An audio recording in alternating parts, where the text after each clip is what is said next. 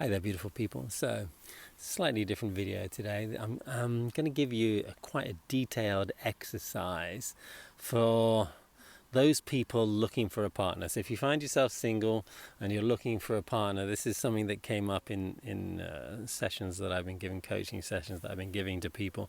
And I thought, let's make this a very detailed post, and then if anybody wants to do this exercise, I can guarantee it will help you attract what would be a more healthy relationship and a more perfect partner. So this is going to be quite a detailed practice that you're going to need a pen and paper in order to do.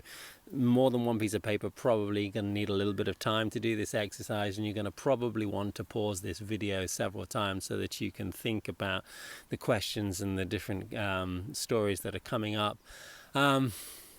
And so, there's several things to keep in mind. So basically, this is a practice, and the base of this practice is about asking yourself and becoming completely clear about what is your perfect partner. Now, when I say this to people, they most of the time they say, "Oh yeah, I've done that before." And I go, really? Have you? And okay, because if you have, then you'd know the answers to these questions. And a lot of people will find ourselves, maybe if you're single and looking for a partner, you'll find yourself attracting not always the right type of person for whatever reason, because it'll always be the right person. But if we are sending mixed signals or vague signals out there to the universe about what we want in life, then it's normal that we're going to get a vague and not very specific answer back from the universe. And even if an opportunity for a relationship presents itself, doesn't matter whether you're 20 years old or whether you're 60 years old, if an opportunity presents itself, we'll often jump to saying yes because, and I would stress this, because we're not 100% clear about what we want to say yes or what we want to say no to. So this practice is fundamentally about that. As we do this exercise, we're asking ourselves this very specific question: what is my ideal partner? Now, this is not the question, what is a person that I could be with? No. What is my ideal partner? If I was to pick the best of the best, the highest qualities, all the personality and characteristic traits that I could, if I was to pick every single one, what would this person have? That is the question. So try not to compromise your answers while we're doing this practice. And when you write them down, try to think about, the best of the best, yeah? And when you do that, there's going to be something that will come up, and it'll be a little voice inside of your head that will say, I don't know if I deserve this, and you'll doubt yourself. And part of this practice is about being aware about where you doubt yourself, what you don't think you deserve, or what you think, I'm writing all this list of qualities down. This is a person that's in some dreamland that doesn't exist. When you doubt that this person exists, when you doubt your worthiness to attract this type of person, move those thoughts away, please. They'll come in more than once if you're doing this practice properly. Those thoughts will come up. So put them to one side. Tell yourself to shut up. It's not about what is realistic or what is not realistic. It's about really focusing and being specific about what we're asking the universe for. As usual, everything's going to be a little bit tarot related. So we're going to be focusing on the four elements, and the four elements being the four suits of the tarot, and we're going to imagine the qualities of people related to those four elements. So if we're going to look at the earth element and the element of pentacles, then we ask ourselves, and we start asking ourselves this. So write down, maybe on 4 different sheets of paper, the qualities you would like according to these 4 elements. So here are a few categories to think about. So when we're looking at pentacles, we're looking obviously at the physical body. We're looking at what a person looks like. What does your ideal person look like? What physical characteristics, qualities, attributes do they have? How is their physical body? How strong is it? How weak is it? What is their relationship to their body? Are they able to feel their body? Are they very grounded in their body? What type of person are we looking at physically here? What is your ideal person? And don't be afraid to be really specific here. This is not what you could work with, or what you have attracted in the past. This is what you would ideally want, okay? And then And this list is going to be a long list, so don't worry about this. Make it as long as you want, and add on stories that I might not speak about. Also to do with the pentacles is that person's relationship with their body, and whether they are connected to their body, whether they have health practices that are good for you, whether they are conscious of what they put into their body, whether they treat their body well. Write down these details. This is the person that you would ideally be with. What is their relationship with their body? What is their relationship with health? What is their relationship with illness? How do they look after themselves? How do they keep themselves strong and keep their vitality high? What does this person look like in their relationship to work? Are they workaholics? Are they very driven? Do they have a good balance between work and play in their lives? How important is work for them? Spell it out. Make it clear what this is your ideal person. What obviously comes into this same similar type question is their relationship with money and wealth. Now, is this person, does he have a job that pays really high, or what is their relationship? And it's sometimes more important to ask this question, not how much money do they have, because this is something that we get caught up when we're a little bit more, when we're younger and a little bit more preoccupied with how much we earn. But what is their relationship with money? How important is it, and how healthy a relationship do they have with money and with the idea of wealth and abundance, and how do they relate to abundance in their lives, and do they have a grounded relationship with this? And as you're doing this question, you'll probably be asking yourself also, well, I'm not like that. I haven't got this. I don't have some qualities, So forget about what you don't have and what you do have at the moment, okay? This practice is just about speaking about your ideal partner. So focus on those physical attributes. Focus on the wealth relationship, the health relationship, and how grounded in work and how grounded in their body your ideal partner would be.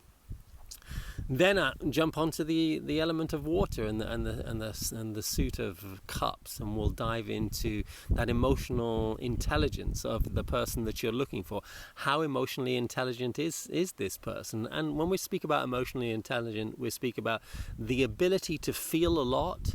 In other words, to feel deep, to be able to observe and experience deep emotions, but also to put a boundary to those emotions. In other words, to have the intelligence to choose what to feel instead of just being emotionally reactive.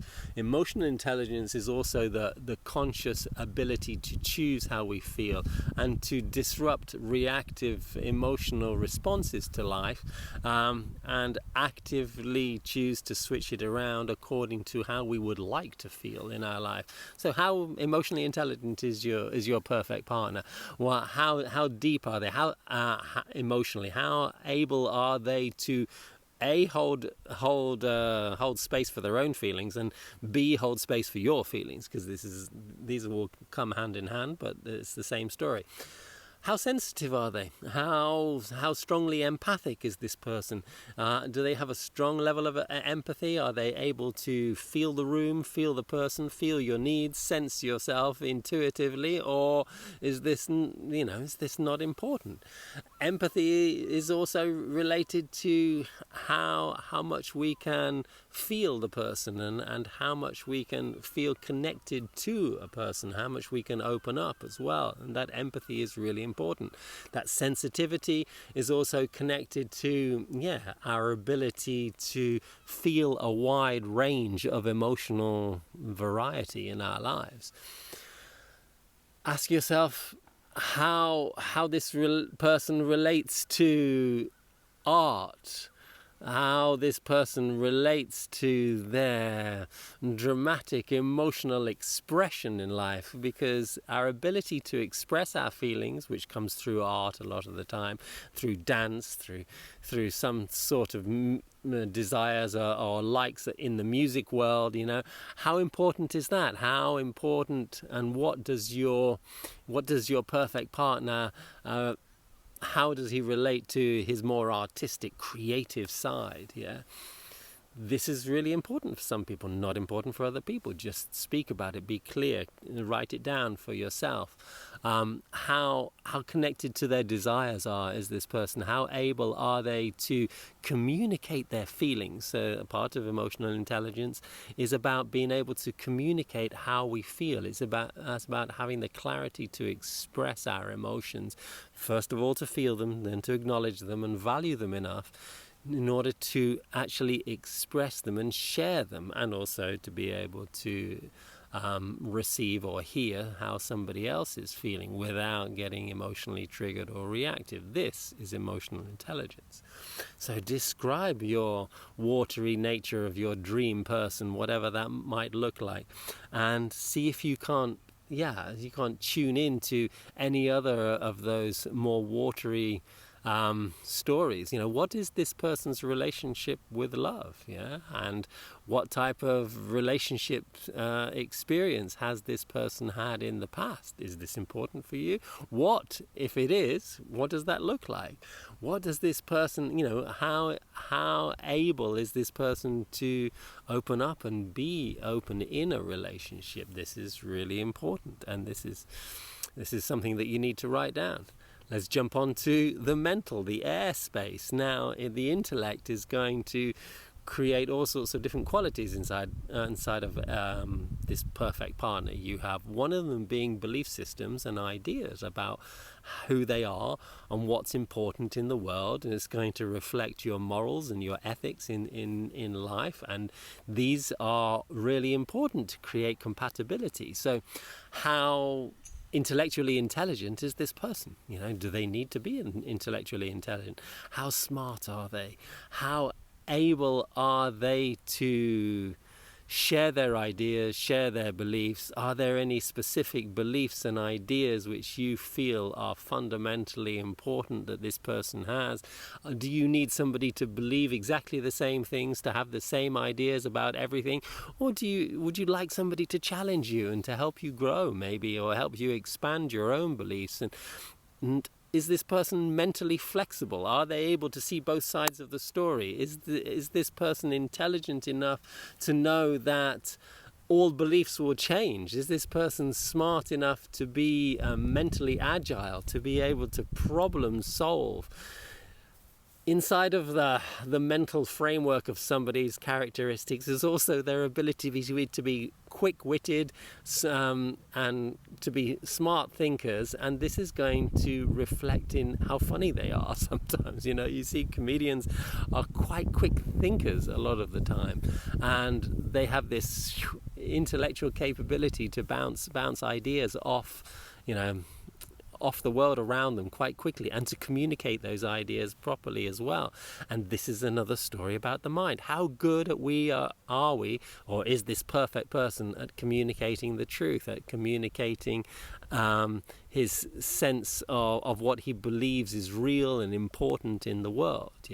Communicating our truth, knowing our truth, and having a decent grounding of knowledge and understanding is going to be fundamental if we're going to communicate. What is this truth? Is it important that the person that you're dating has a specific truth, or is it just important that they are smart enough to be able to grasp yours, spell it out, write it down, put it down on paper? And jumping into the element fire, we're going to look at certain qualities of our ideal person that might also be quite interesting. One of them being their passion, one of them being what motivates them, what keeps them enthusiastic about life. How enthusiastic about life are they? How in tune with what is what might seem like a purpose in their life? Are they? Now this touches on our spiritual life, our spiritual background, maybe how much we have walked in our spiritual path. How self-conscious is this person in front of you? How self-aware are they? How able are they? How willing are they? How desireful are they to want to change, want to grow, want to transform, want to become new people? This is also part of our spirituality. This is also part of our personal transformation process. How self-aware of our egos are we? How confident are we so that we can share our vulnerability?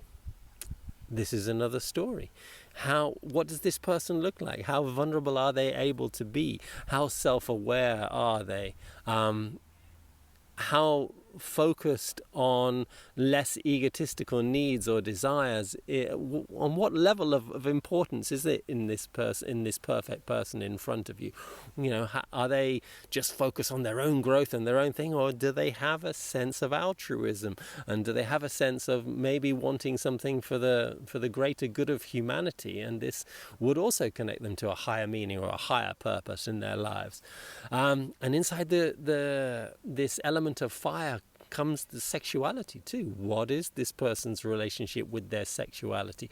How exciting, inventive, open-minded, open-bodied are they? What are their desires on this level? What is their how tuned in to their own intimacy is it? How tuned into their own pleasure are they? And what is important on this level? Is it important that you have this that a deep, intimate sexual contact? Maybe it is important, maybe it's not. What is the most important aspects of love and intimacy is that this person will reflect back to you and help you feel and experience inside of your body?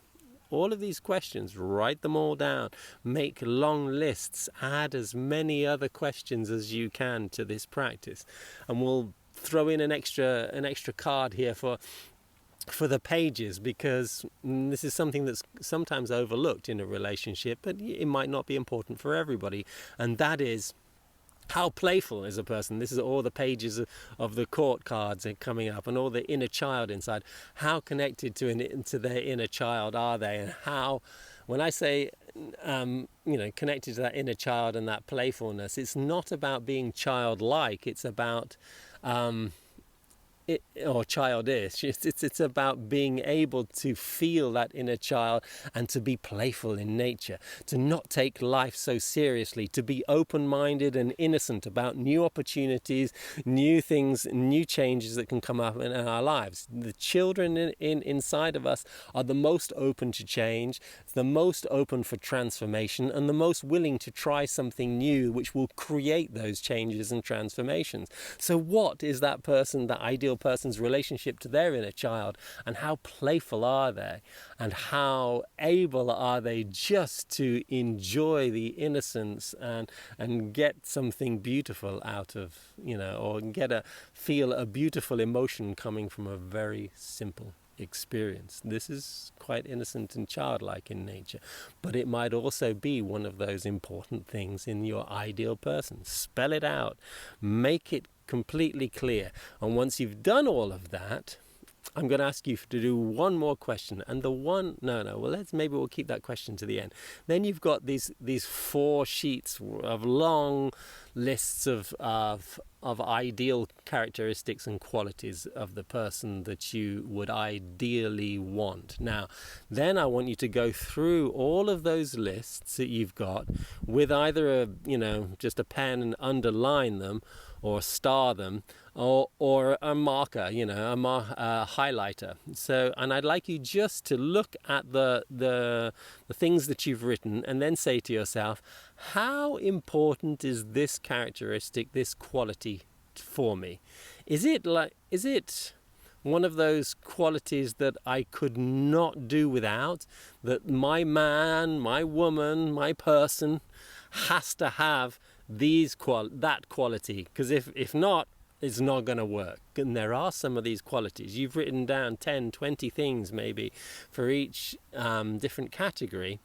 But I imagine there are 2, 3, 4 maybe that are unnegotiable. These we call the unnegotiable characteristics or qualities that you know through your experience, if you're a little bit older, that a relationship will not work unless the person is like this.